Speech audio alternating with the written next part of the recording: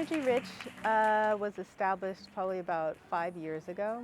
I collaborated with my colleague Brema Cabre. We met each other actually randomly when I was doing my dissertation research in Paris.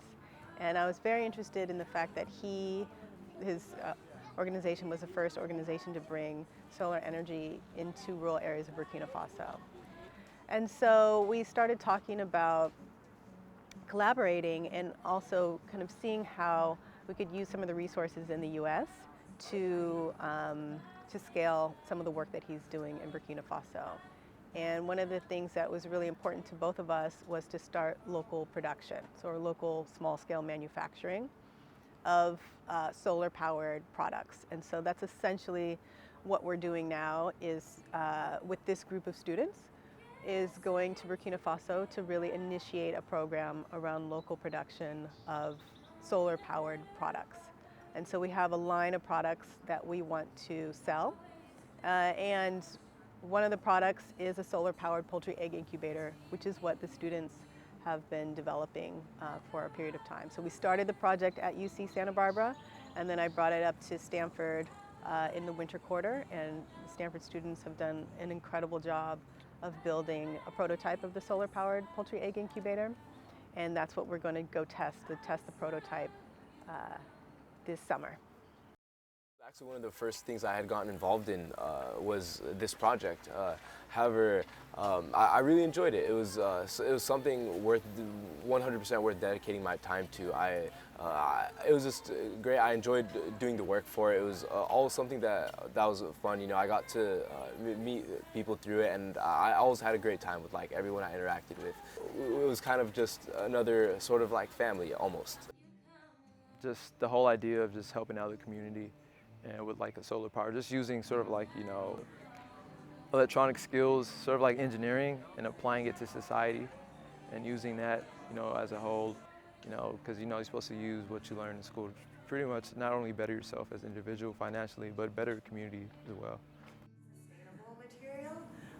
So we did our first prototype. I think we had a huge flex in humidity and temperature. So then the next prototype we did was wood.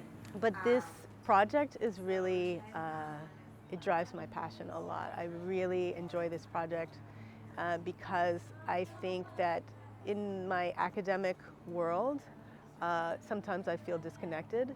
And so this allows me to really see impact, you know, and start to impact not only, you know, for the project that we're doing in West Africa, but also the impact on the students, which I think is really important.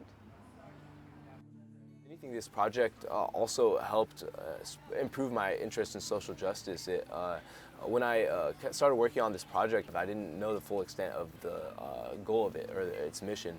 I knew we were building a solar-powered egg incubator, but once I went to the first meeting, that's when I learned more about the specific reasons as to why we were building it. And getting into that kind of drove me to want to change things, to want to make things equal for everyone, to make everyone have the same opportunities, to make everyone be able to you know, live a happy and good life. It was really important that we had a team of students of color working on developing the incubator to show the talent and the skills of students of color in engineering, and to also kind of change the paradigm of what development looks like.